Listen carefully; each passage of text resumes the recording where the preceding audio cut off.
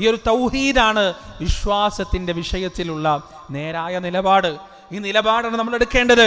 മഹാനായ ഇബ്രാഹിം അലൈഹിസ്സലാത്തു വസ്സലാം നിലപാടുകളുടെ ചക്രവർത്തിയായിരുന്നു. നിലപാടുകളുടെ ചക്രവർത്തി എന്ന് ഒരു മനുഷ്യനെ കുറിച്ച് പറയാൻ സാധിക്കുമെങ്കിൽ അത് മഹാനായ ഇബ്രാഹിം അലൈഹിസ്സലാത്തു വസ്സലാമിനെ കുറിച്ച് മാത്രമാണ്. ഈ പറയപ്പെട്ട അള്ളാഹുവിനോടുള്ള സ്നേഹത്തെ കൊണ്ടും അള്ളാഹുവിലുള്ള ഏകദൈവാരാധനയിലുള്ള വഹ്ദാനിയത്തിലുള്ള വിശ്വാസം കൊണ്ടും അങ്ങേയറ്റം ബഹുമാനവും ആദരവും നേടിയ പ്രപഞ്ചനാഥനായ റബ്ബിന്റെ ഖലീൽ എന്ന് വിളിക്കപ്പെട്ട ഇബ്രാഹിം അലൈഹിസ്സലാത്തു വസ്സലാം അദ്ദേഹം എടുത്ത നിലപാടുകളെ കുറിച്ച് ഒന്ന് പഠിച്ചു നോക്കൂ പ്രിയപ്പെട്ടവരെ. ആദ്യമായി ഇബ്രാഹിം നബിക്ക് ചില ചരിത്രകാരന്മാരുടെ അഭിപ്രായത്തിൽ 6 or 7 വയസ്സൊക്കെ ഉള്ളപ്പോഴാണ് അദ്ദേഹം ആദ്യമായി പിതാവിനോട് ചോദ്യങ്ങൾ ചോദിക്കാൻ തുടങ്ങുന്നത്, ചോദ്യശരങ്ങൾ ഉന്നയിക്കാൻ തുടങ്ങുന്നത്. വല്ലാത്തൊരു അത്ഭുതമാണ്. അദ്ദേഹം ജീവിക്കുന്നത് എവിടെയാണ്? അദ്ദേഹത്തിൻ്റെ പിതാവ് ഒരു ബിംബത്തിൻ്റെ ശില്പിയാണ്. ആളുകൾക്ക് ആരാധിക്കാനുള്ള ബിംബത്തിനൊക്കെ ഉണ്ടാക്കി കൊടുക്കുന്ന ഒരു ശില്പിയായിരുന്നു ആര്? ആസർ എന്ന് പറയുന്ന ഇബ്രാഹിം നബിയുടെ ഉപ്പ. അപ്പോൾ അദ്ദേഹം കാണുന്നത് എന്താണ്? വീട്ടിൽ പോകുമ്പോൾ അദ്ദേഹം കാണുന്നു കളിമണ്ണൊക്കെ കുഴച്ച് പാകപ്പെടുത്തി ഓരോ രൂപത്തിലുള്ള ദൈവങ്ങളെ തൻ്റെ പിതാവ് ഉണ്ടാക്കുന്നതാണ്. പുറത്തിറങ്ങുമ്പോൾ അദ്ദേഹം കാണുന്നത് എന്താണ്?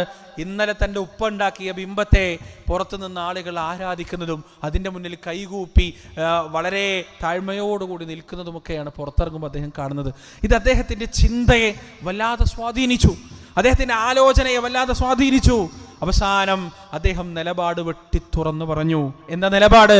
അദ്ദേഹം തന്റെ ബാപ്പാനോട് പറയാൻ പരിശുദ്ധ ഖുർആനിൽ സൂറത്തുൽ അൻആമിൽ അല്ലാഹു സുബ്ഹാനഹു വ തആല നമുക്കത് വിവരിച്ചു തരുന്നുണ്ട്. അല്ലാഹു പറയാൻ വഇദ് ഖാല ഇബ്രാഹീമു ലിഅബീഹി ആസറ അതത്തഖിദു അസ്നാമൻ ആലിഹ ഇന്നി അറാക വഖൗമക ഫീ ളലാലിൻ മുബീൻ. ഇബ്രാഹിം നബി തന്റെ ബാപ്പയോട് പറയുകയാണ്, ബാപ്പാ, കാണാനും കേൾക്കാനും സാധിക്കാത്ത, ഉപകാരമോ ഉപദ്രവമോ ചെയ്യാത്ത ബിംബത്തിന്റെ മുന്നിൽ എന്തിനാണ് താങ്കൾ ആരാധനകൾ നടത്തുന്നത്? ബാപ്പാനോട് ആദ്യമായി അതാ നിലപാട് പ്രഖ്യാപിക്കുകയാണ്. ബാപ്പാന്റെ മറുപടി എന്താണ്? ഇബ്രാഹിം, എൻ്റെ ആലിഹത്തുകളെ, എൻ്റെ ഇലാഹുകളെ, എൻ്റെ ആരാധ്യന്മാരെ തള്ളിപ്പറയാനാണ് നിന്റെ ഭാവമെങ്കിൽ, അവരെ ചീത്ത വിളിക്കാനാണ് നിന്റെ ഭാവമെങ്കിൽ ഇനി വീട്ടിൽ കഴിഞ്ഞുകൂടാമെന്ന് വിചാരിക്കണ്ട. ഈ കുടുംബത്തിൽ അങ്ങനെ തുടർന്ന് പോകാമെന്ന് നീ വിചാരിക്കണ്ട. ഇബ്രാഹിം നബി അത് അദ്ദേഹത്തിന്റെ വാപ്പ പുറത്താക്കുകയാണ്, വീട്ടിൽ നിന്ന് പുറത്താക്കുകയാണ്. നിലപാടിന്റെ പേരിൽ തൻ്റെ ബാല്യകാലത്ത് തന്നെ യൗവനത്തിൽ തന്നെ വീട്ടിൽ നിന്ന് പുറത്താക്കപ്പെട്ട പ്രവാചകനാണ് മഹാനായ ഇബ്രാഹിം അലൈഹിസ്സലാത്തു വസ്സലാം. തനിക്കുള്ള ആശ്രയമെല്ലാം നഷ്ടപ്പെടുകയാണ്. ചോദിക്കാനും പറയാനും ആരുമില്ലാതെയാവുകയാണ്. ഉറങ്ങാനൊരു കൂരയില്ലാതെയാവുന്നു, കഴിക്കാൻ ഭക്ഷണമില്ലാതെയാവുന്നു, പട്ടിണിയിലേക്ക് വലിച്ചെറിയപ്പെടുകയാണ്. ആ ബാപ്പാനോട് സലാം പറഞ്ഞുകൊണ്ട് ഇബ്രാഹിം അലൈഹിസ്സലാത്തു വസ്സലാം സമൂഹ മധ്യത്തിലേക്ക് ഇറങ്ങുമ്പോൾ ആ പ്രവാചകന്റെ നിശ്ചയദാർഢ്യം പ്രിയപ്പെട്ടവരെ അതുല്യമായിരുന്നു. വല്ലാത്തൊരു നിശ്ചയദാർഢ്യവുമായിട്ടാണ് ഇബ്രാഹിം നബി ബാപ്പാന്റെ വീട്ടിൽ നിന്ന് പുറത്തേക്ക് ഇറങ്ങുന്നത്. അദ്ദേഹം ബാപ്പാനാൽ കൈയൊഴിക്കപ്പെട്ടപ്പോ അദ്ദേഹം തീരുമാനിച്ചതെന്താണ്?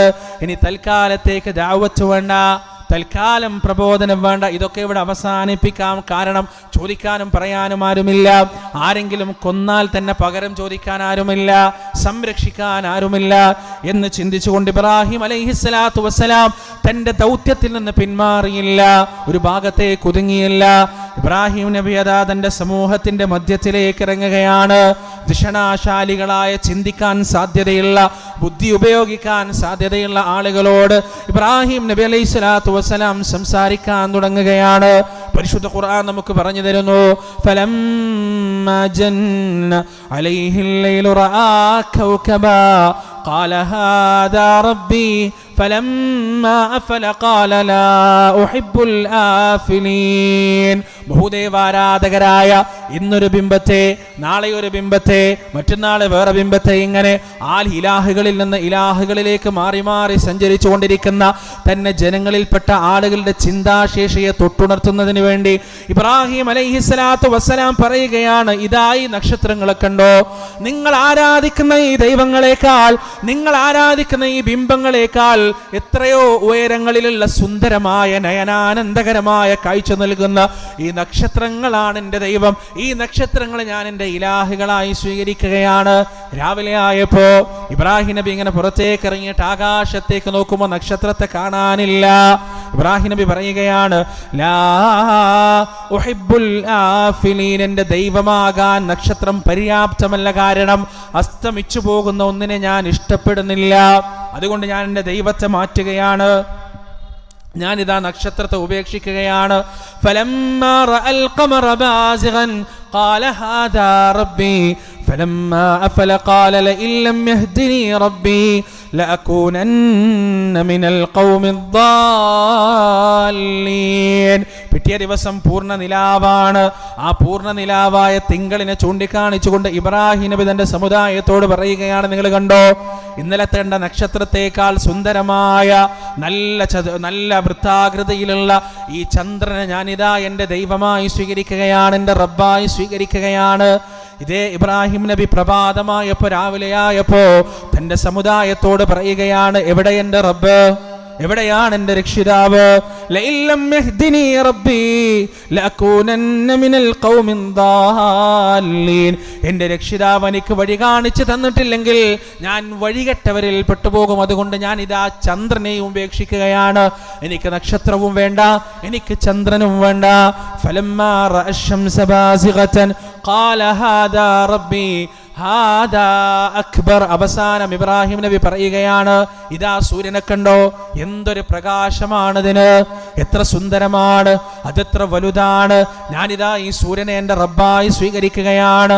ഫലമ്മാ അഫലത്, അങ്ങനെ ആ സൂര്യനും പടിഞ്ഞാറൻ ചക്രവാളത്തിൽ ചെഞ്ചായം പൂണ്ടുകൊണ്ട് അസ്തമിച്ചു പോയപ്പോ ഇബ്രാഹിം നബി അലൈഹി സ്വലാത്തു വസ്സലാം ആ രാത്രിയിൽ ജനങ്ങളോട് പറയുകയാണ്, ഫലമ്മാ അഫലത് ഖാല യാ ഖൗമി ഇന്നി ബരീഉം മിമ്മാ തുശ്രികൂൻ.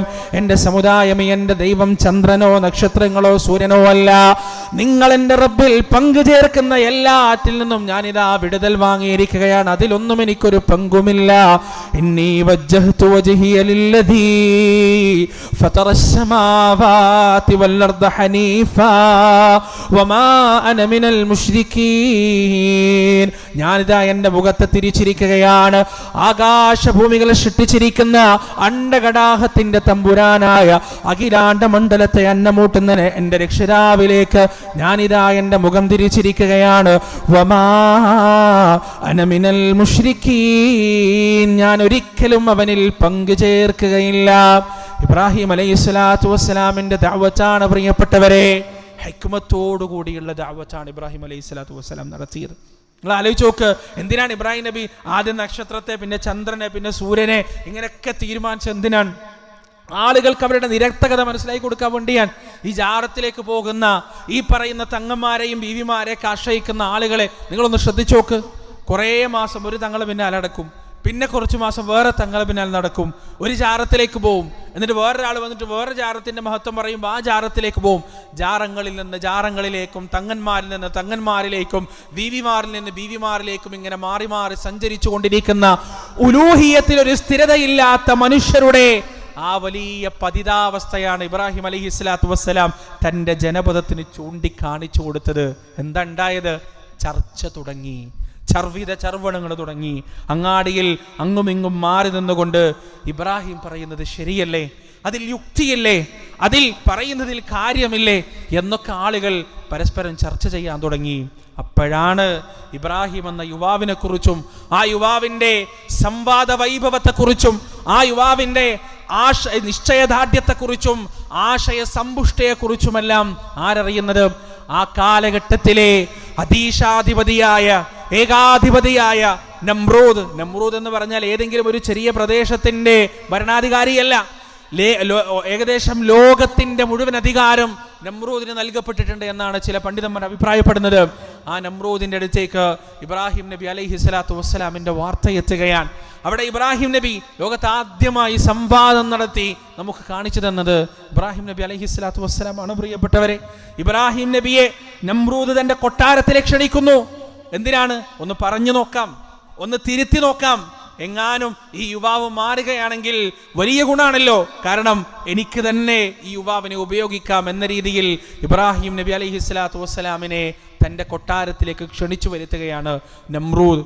അവിടെ നടന്ന ആ ചർച്ചകൾ സൂറത്തുൽ ബഖറയിൽ അല്ലാഹു സുബ്ഹാനഹു വ തആല നമുക്ക് പറഞ്ഞു തരുന്നുണ്ട്. അല്ലാഹു പറയാൻ, അലം തറ ഇലല്ലദീ ഹാജ്ജ ഇബ്രാഹീമ ഫീ റബ്ബി അൻ ആതാഹുല്ലാഹുൽ മുൽക്ക്.